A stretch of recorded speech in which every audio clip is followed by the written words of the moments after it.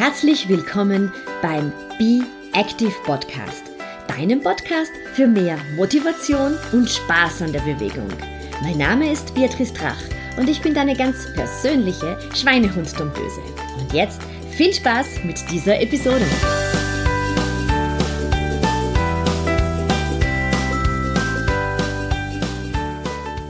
Herzlich willkommen zur aktuellen Episode. Das ist heute der zweite Teil, wo es um das Thema Stress und Burnout-Prävention geht.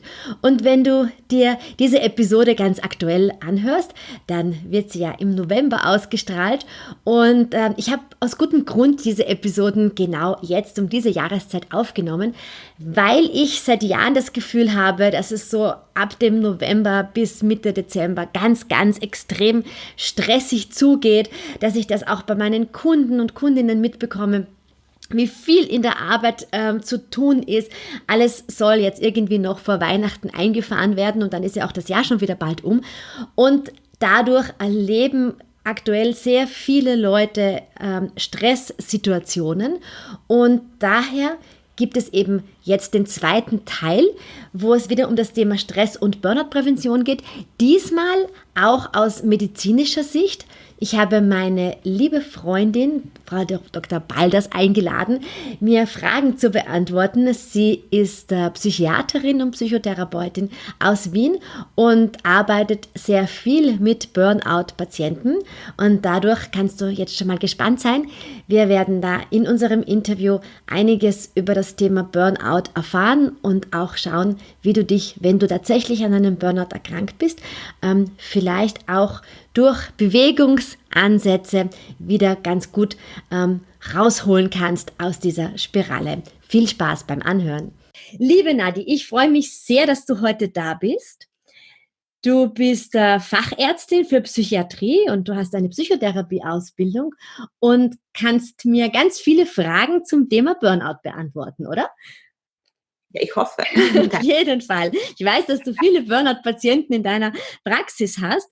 Und meine erste Frage wäre, mit welchen Symptomen kommen jetzt eigentlich Burnout-Patienten zu dir? Wie kann man sich das vorstellen? Also die Patienten, die an Burnout leiden, zu mir kommen, klagen oft über Erschöpfung, Schlafstörungen, über ein Gefühl, ausgelaugt zu sein. Die klagen über innere Leere, insgesamt reduzierte persönliche Leistungsfähigkeit, Konzentrationsstörungen, Abnahme der Belastbarkeit.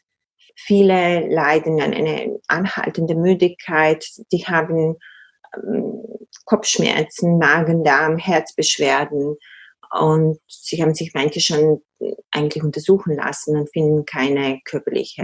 Organisch findet man nämlich einfach gar nichts, ne? Weil das schaut alles unauffällig auf. Genau, so ist es.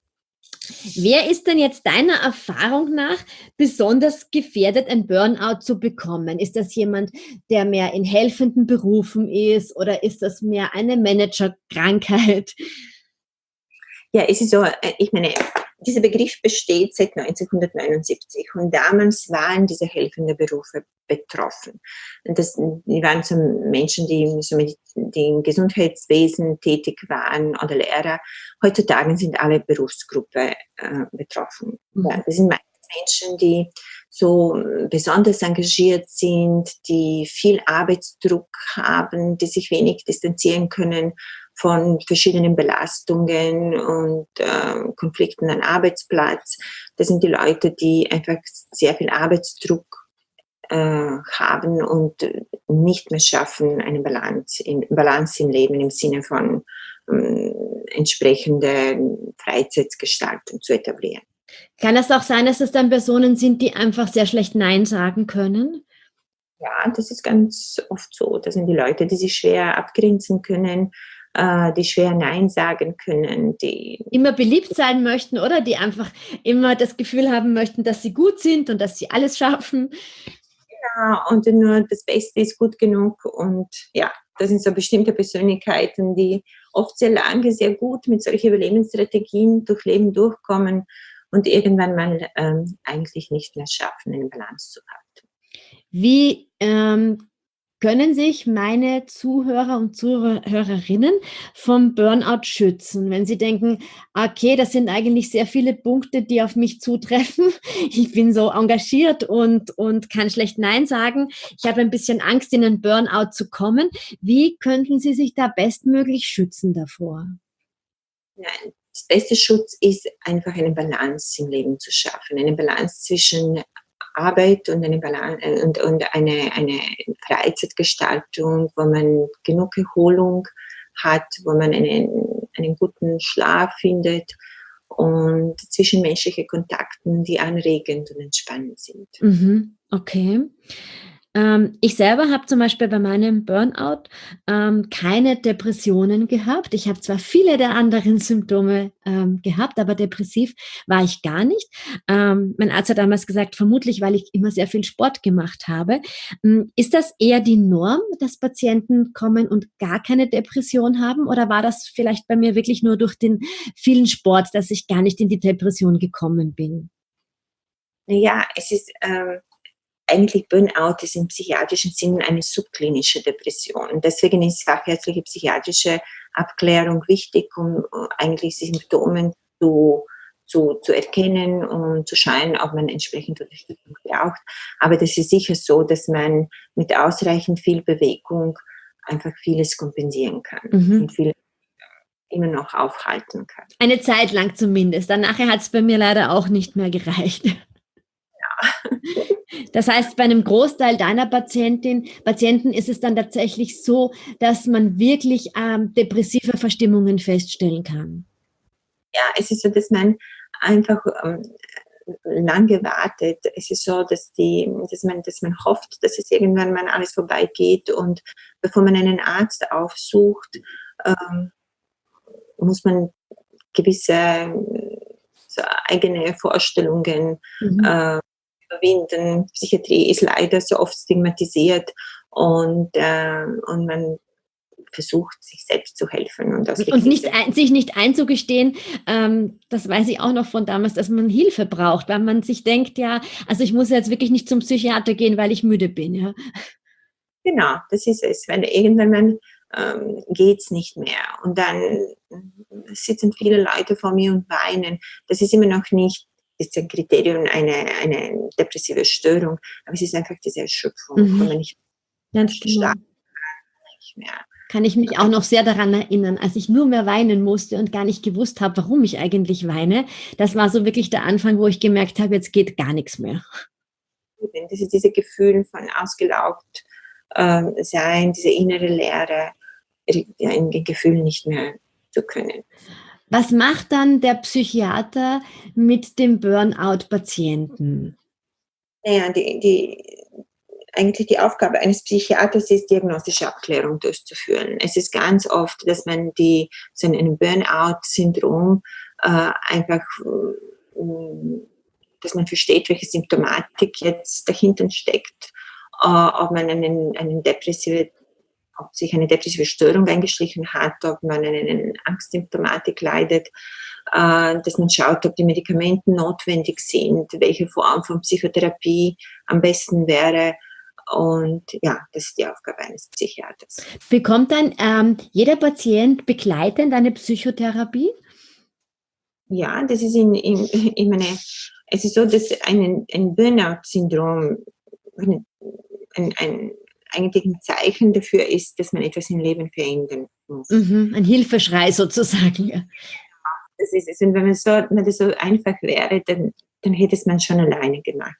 Das ist schon ein Zeichen dafür, dass irgendwelche Lebensveränderungen stattfinden müssen oder Verhaltensveränderungen oder dass die Problembereiche definiert werden müssen. Und dafür braucht man oft Unterstützung in einer Psychotherapie.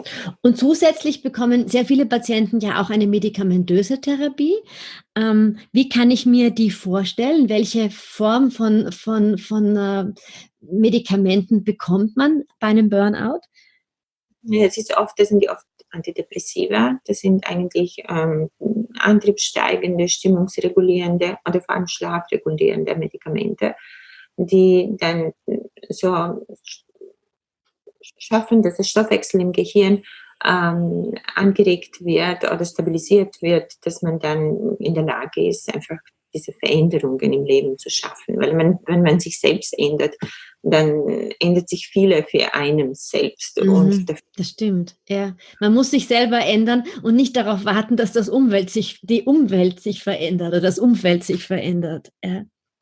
aber die Umwelt wundert sich auch und die Beziehungen ändern sich. Und das ist manchmal sehr anstrengend, weil ähm, das ist etwas, wo man dann eigentlich Energie braucht, um neue sozusagen Vorstellungen etablieren zu können. Und deswegen ist das wichtig, dass man ausreichend viel Energie hat.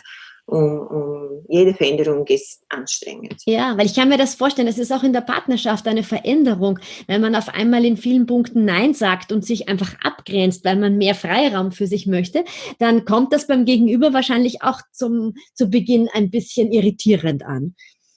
Ja, das ist es. Und auch das ist das ganze Umfeld. Das ändert sich alles. Wenn man sagt, okay, ich möchte vielleicht kündigen, ich möchte vielleicht ganz was anderes machen und ich möchte jetzt irgendwelche Veränderungen in meinem Privatleben treffen, das ist oft eigentlich mit einem Druck aus dem Umfeld verbunden. Und wie gesagt, wenn man sich selbst ändert, ändern sie sich auch unsere Beziehung zu anderen Menschen. Und man muss lernen, damit umzugehen. Und deswegen ist die Psychotherapie sehr Ganz wichtig, ja.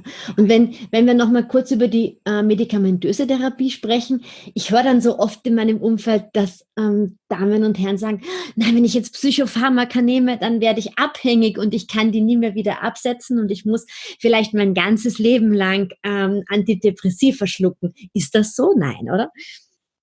Es ist nach Empfehlung sollte man nach erste depressive Phase oder Problemphase 6 Monate lang Antidepressiva nehmen. Und das ist immer wichtig, dass man einfach regelmäßig Medikation einnimmt, so nach der Rücksprache mit dem Facharzt. Ja. Und dann nachdem man diese notwendigen Veränderungen im Leben durchgeführt hat, kann man eigentlich in Regelmedikation nach der Rücksprache mit dem Arzt absetzen. Ja, und dann wird es also, glaube ich, auch langsam wieder ausgeschlichen, oder? Von der Dosierung. Das ist es. Man schleicht die Medikation aus und das ist, wie gesagt, wenn das mit notwendigen Veränderungen im Leben verknüpft ist, dann geht es meistens gut. Wenn man glaubt, dass man nur die Medikation nimmt und eigentlich sich das Leben dadurch verändert, ist es falsch. Auch so, dass die Symptome eigentlich abklingen und viele kommen nach einer Woche schon und sagen, mir geht's besser und ich kann besser schlafen oder meine Stimmung ist besser. Aber wenn das nicht mit den entsprechenden Veränderungen im Leben verknüpft ist, das ist so, dass nach 2-3 Monaten die alten Probleme wieder auftreten. Also die Message ist nicht vorzeitig oder selbstständig absetzen der Medikation, sondern wirklich immer mit Rücksprache des Arztes und dann die Medikation langsam ausschleichen lassen und nicht von heute auf morgen die Tabletten einfach wegschmeißen.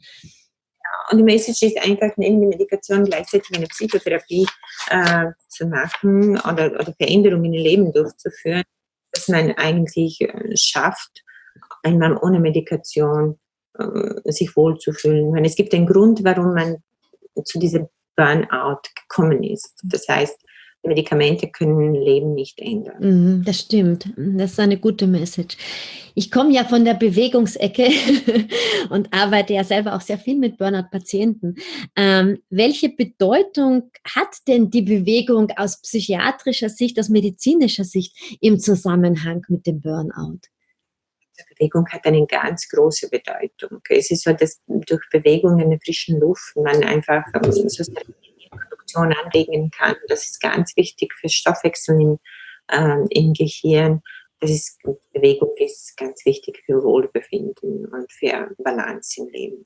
Also diese Glückshormone, die ich ja zum Beispiel vom Laufen her kenne, das sind die eigentlich auch einem Burnout-Patienten helfen, oder? Sich wieder besser zu spüren auch.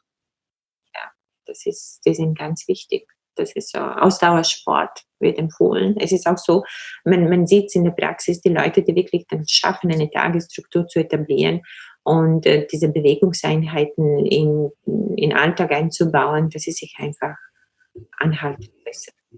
Das heißt, hier wäre dein Tipp, dass wenn man anfängt, sein Leben ein bisschen umzustrukturieren, um sich mehr Freiräume zu schaffen, dass man, oder Regenerationsphasen zu schaffen, dass man schaut, dass man auch startet, sich Bewegungsanreize regelmäßig ins Leben zu holen.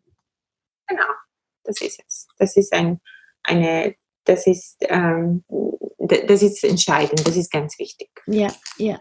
Und wenn man zum Beispiel nicht gerne laufen geht, dann findet man einfach irgendeine andere Sportart, die einem gut tut. Vielleicht auch Yoga, um sich zu entspannen und ein bisschen mehr auf die Atmung zu fokussieren. Ja, das ist, ich meine, es ist sehr spannend, dass manche Leute eigentlich überhaupt keine Erfahrungen mit Bewegung haben und sie versuchen Verschiedenes. Manche gehen fischen. Es ist wichtig, dass man schafft, einfach Balance, frische Luft, aber so was Bewegung betrifft, ich meine, ich versuche eigentlich niederschwellig mit Nordic Walking zu beginnen und Leute steigen sich dann mit einen Kurzstrecken laufen und dann ein bisschen länger laufen und so Yoga, Fitnessclub, Radfahren, das sind so ganz verschiedene Möglichkeiten. Es ist wichtig für jeden, das Richtige für sich zu finden. Ja, das ist auch immer so mein Credo. Finde die Sportart, die so ein bisschen dein Herz singen lässt, und dann bleibst du auch dabei. Aber ich denke, es ist ganz wichtig, dass man sich in seinem Neuleben, weil du hast ja auch gesagt, das Burnout ist ein bisschen ein Hilferuf, ja, der Seele, dass man sich da vielleicht doch die Bewegung ganz bewusst mit ins Boot holt als Regenerationsprogramm. Das kann ich auch so sagen. Ja. Super, vielen, vielen Dank, liebe Nadi, für die Zeit, die du dir für uns genommen hast. Und Dankeschön auf jeden Fall. Vielen Dank, danke dir für die Einladung.